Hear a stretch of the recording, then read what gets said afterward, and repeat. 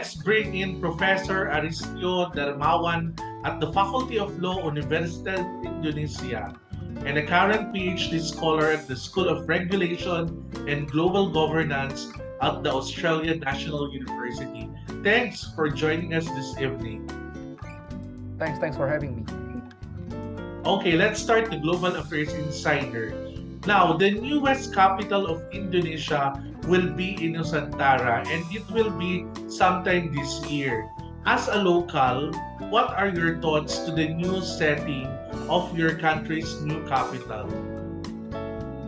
Well, thanks for the questions. I mean, like legally speaking, Jakarta is already not the capital, so they've already released the law, which the Nusantara is now is already the capital cities, and Jakarta it's not the capital city anymore. It's recognized as a special cities or so.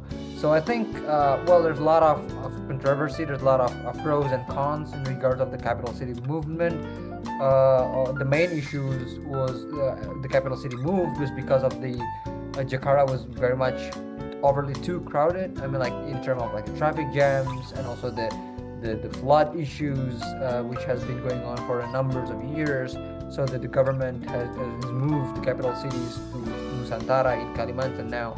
I mean, like it's not itself is not a very new ideas. I mean, like even since the Sukarno president, the first president, there has been a lot of discussions about moving the capital cities, right? But now I think Jokowi has successfully moved the capital cities and gained a lot of support to Kalimantan, and legally it's already moved there.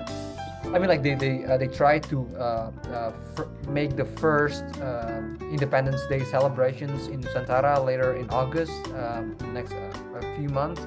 So yeah, they try to move it. The biggest issue is now is that it needs. I mean, like building a city, capital cities needs a lot of tremendous, a huge number of budgets, right?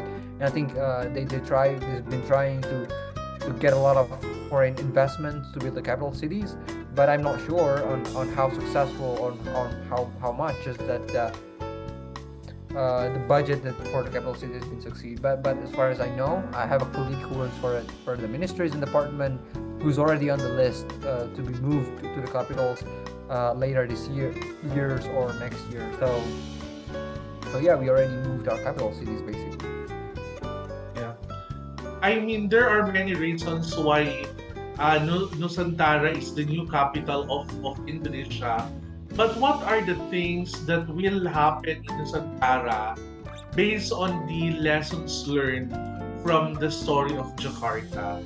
And what can local citizens and even foreign nationals look forward when it comes to the urban planning that is being articulated and executed in the Nusantara Island in Kalimantan? Right. Yeah. So the city, of course, has been designed as a new city. It's much more, I suppose, much more eco-friendly with all the environmental issues and everything. But the major ideas of moving the capital cities to Kalimantan was to not, because now I mean, like the wealth of Indonesia has been centralized in Java, right? So I mean, like by moving out the capital city to Kalimantan, the idea was to make sure that the prosperities, the development is not only centered in Java, but also in Kalimantan. So the distributions to Papuas or Malukus and everything. So it's just make it much more centered and distributed, not only centered in Java. And of course, I think what we learned about now from what happened in Jakarta with the flood and everything is that I think the most important thing is how the adaptations with climate change and the climate issues about the structure of the city should be much more considerate to climate issues and climate change. I think that is very important. So nature preservation. Well, the moving of the capital cities to Kalimantan itself has been a lot of critics, right? It was used to be like a forest before. So, but after the city was moved, I suppose there should be how the city should be designed. It should be taking into account a lot of environmental aspects and issues as well. Okay. Can you describe to our viewers how far is Kalimantan or Nusantara, which will be the new capital of Indonesia, from Jakarta, and what are the modes of transportation that may be accessible or flexible for foreign travelers, if in case, because it might, there might be an influx when it comes to tourism in the next few months from now. So, can you inform our viewers on all these transportation modalities? Right. So I mean, like, it was very far from Jakarta. It's not even in Java.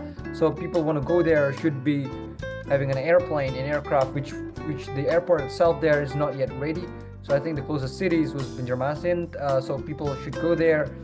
And it's not yet very much connected right now. I think unlike any other countries who move their capital cities, for example, Malaysia from KL to Putrajaya, or Canberra, Australia is from to Canberra. I think it's very much very far from the previous capital. But Nusantara, one of the biggest critics, was it was very far and it was not very accessible from the current capital city. So people have to take a flight there to specific to Nusantara, but I think they're gonna be building the airport. I thought I think quite very soon there. So the accommodations to there is gonna be how to get there. It's by through airplane. What are the nearest tourist destination to Nusantara?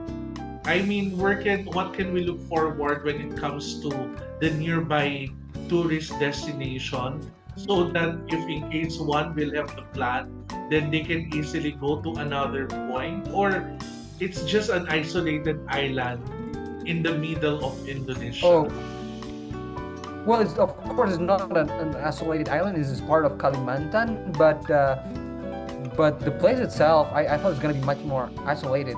I don't think it's quite close to any other very famous tourist destinations. I mean, like if you talk about Bali or Lombok or even Rajampat, it's not very touristy place. So I think how they designed the city is very much still in the remote area, I suppose now.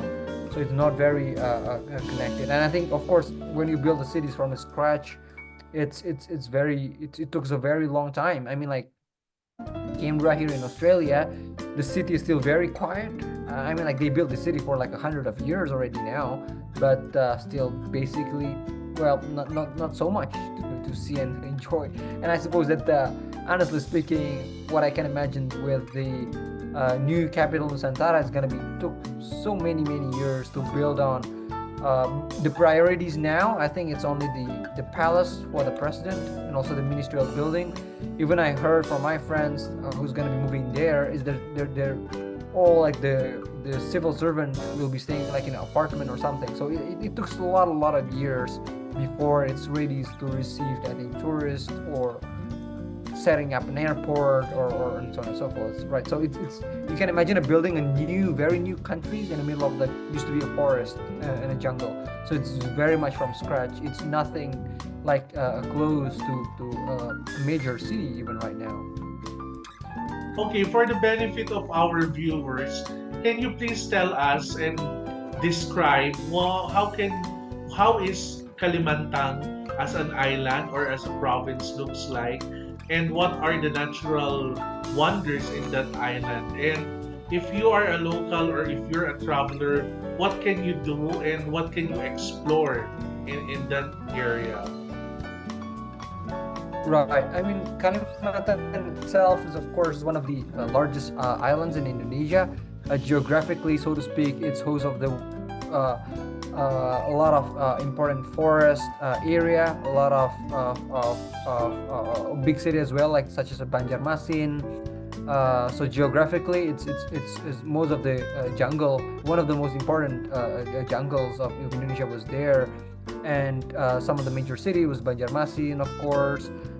But yeah. So the capital city itself, it's not located within the existing city. They built it from the scratch in the place which used to be a jungle now. So they really creating new place out there. So So yeah. Yeah, Professor Aristyo Darmawan from the Faculty of Law, Universitas Indonesia, and a current PhD scholar at the School of Regulation and Global Governance at the Australian National University. Thank you. All right, thanks for having me. This is Dr. Reyron Sorry, I Del might not. Rosario. That's the Global Affairs Insider. Follow us to our next episode only here in IPDCI News Channel.